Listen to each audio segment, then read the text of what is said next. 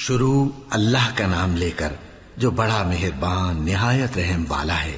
الف لام میم، یہ کتاب یعنی قرآن مجید، اس میں کچھ شک نہیں کہ اللہ کا کلام ہے، پرہیزگاروں کے لیے رہنما ہے جو غیب پر ایمان لاتے اور آداب کے ساتھ نماز پڑھتے اور جو کچھ ہم نے ان کو عطا فرمایا ہے اس میں سے خرچ کرتے ہیں، اور جو کتاب اے پیغمبر تم پر نازل ہوئی اور جو کتابیں تم سے پہلے پیغمبروں پر نازل ہوئیں سب پر ایمان لاتے اور آخرت کا یقین رکھتے ہیں۔ یہی لوگ اپنے پروردگار کی طرف سے آئی ہوئی ہدایت پر ہیں اور یہی لوگ کامیاب ہیں۔ جو لوگ کافر ہیں انہیں تم نصیحت کرو یا نہ کرو ان کے لیے برابر ہے، وہ ایمان نہیں لانے کے۔ اللہ نے ان کے دلوں اور کانوں پر مہر لگا رکھی ہے اور ان کی آنکھوں پر پردہ پڑا ہوا ہے اور ان کے لیے بڑا عذاب تیار ہے۔ اور بعض لوگ ایسے ہیں جو کہتے ہیں کہ ہم اللہ پر اور روز آخر پر ایمان رکھتے ہیں، حالانکہ وہ ایمان نہیں رکھتے۔ یہ اپنے خیال میں اللہ کو اور مومنوں کو دھوکہ دیتے ہیں، مگر حقیقت میں اپنے سوا کسی کو دھوکہ نہیں دیتے اور اس سے بے خبر ہیں۔ ان کے دلوں میں کفر کا مرض تھا، اللہ نے ان کا مرض اور زیادہ کر دیا اور ان کے جھوٹ بولنے کے سبب ان کو دکھ دینے والا عذاب ہوگا۔ اور جب ان سے کہا جاتا ہے کہ زمین میں فساد نہ ڈالو تو کہتے ہیں کہ ہم تو اصلاح کرنے والے ہیں۔ دیکھو یہ بلا شبہ مفسد ہیں لیکن خبر نہیں رکھتے۔ اور جب ان سے کہا جاتا ہے کہ جس طرح اور لوگ ایمان لے آئے تم بھی ایمان لے آؤ تو کہتے ہیں بھلا جس طرح بے وقوف ایمان لے آئے ہیں اسی طرح ہم بھی ایمان لے آئے۔ سن لو کہ یہی بے وقوف ہیں لیکن نہیں جانتے۔ اور یہ لوگ جب مومنوں سے ملتے ہیں تو کہتے ہیں کہ ہم ایمان لے آئے ہیں، اور جب اپنے شیطانوں میں جاتے ہیں تو ان سے کہتے ہیں کہ ہم تمہارے ساتھ ہیں، اور مسلمانوں سے تو ہم ہنسی کیا کرتے ہیں۔ ان منافقوں سے اللہ ہنسی کرتا ہے اور انہیں مہلت دیا جاتا ہے کہ شرارت و سرکشی میں پڑے بہک رہے ہیں۔ یہ وہ لوگ ہیں جنہوں نے ہدایت چھوڑ کر گمراہی خریدی تو نہ تو ان کی تجارت ہی نے کچھ نفع دیا اور نہ یہ ہدایت یاب ہی ہوئے۔ ان کی مثال اس شخص کی سی ہے جس نے شب تاریک میں آگ جلائی، جب آگ نے اس کے ارد گرد کی چیزیں روشن کی تو اللہ نے ان لوگوں کی روشنی زائل کر دی اور ان کو اندھیروں میں چھوڑ دیا کہ کچھ نہیں دیکھتے۔ یہ بہرے ہیں، گونگے ہیں، اندھے ہیں کہ کسی طرح سیدھے رستے کی طرف لوٹ ہی نہیں سکتے۔ یا ان کی مثال میں کسی ہے کہ آسمان سے برس رہا ہو اور اس میں اندھیرے پر اندھیرا چھا رہا ہو اور بادل گرج رہا ہو اور بجلی کوند رہی ہو تو یہ کڑک سے ڈر کر موت کے خوف سے کانوں میں انگلیاں دے لے۔ اور اللہ کافروں کو ہر طرف سے گھیرے ہوئے ہے، قریب ہے کہ بجلی کی چمک ان کی آنکھوں کی بصارت کو اچک لے جائے۔ جب بجلی چمکتی اور ان پر روشنی ڈالتی ہے تو اس میں چل پڑتے ہیں، اور جب اندھیرا ہو جاتا ہے تو کھڑے کے کھڑے رہ جاتے ہیں۔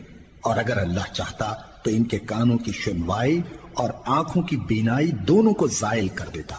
بلا شبہ اللہ ہر چیز پر قادر ہے۔ لوگوں اپنے پروردگار کی عبادت کرو جس نے تم کو اور تم سے پہلے لوگوں کو پیدا کیا تاکہ تم اس کے عذاب سے بچو، جس نے تمہارے لیے زمین کو بچھونا اور آسمان کو چھت بنایا اور آسمان سے مے برسا کر تمہارے کھانے کے لیے انواع و اقسام کے میوے پیدا کیے۔ بس کسی کو اللہ کا ہمسر نہ بناؤ اور تم جانتے تو ہو۔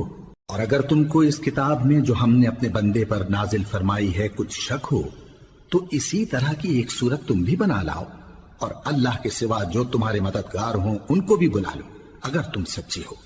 پھر اگر ایسا نہ کر سکو اور ہرگز نہیں کر سکو گے تو اس آگ سے ڈرو جس کا ایندھن آدمی اور پتھر ہوں گے اور جو کافروں کے لیے تیار کی گئی ہے۔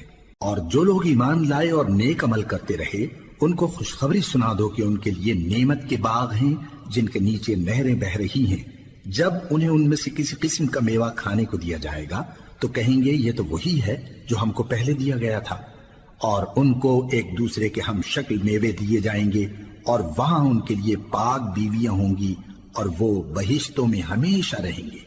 اللہ اس بات سے آر نہیں کرتا کہ مچھر یا اس سے بڑھ کر کسی چیز مثلا مکھی مکڑی وغیرہ کی مثال بیان فرمائے۔ اب جو مومن ہیں وہ یقین کرتے ہیں کہ وہ ان کے پروردگار کی طرف سے سچ ہے، اور جو کافر ہیں وہ کہتے ہیں کہ اس مثال سے اللہ کی مراد ہی کیا ہے۔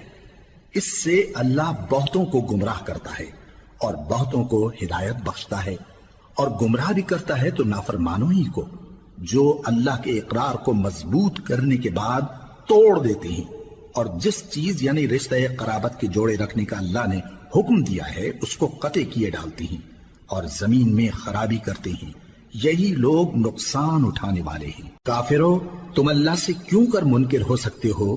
جس حال میں کہ تم بے جان تھے تو اس نے تم کو جان بخشی، پھر وہی تم کو مارتا ہے، پھر وہی تم کو زندہ کرے گا، پھر تم اسی کی طرف لوٹائے جاؤ گے۔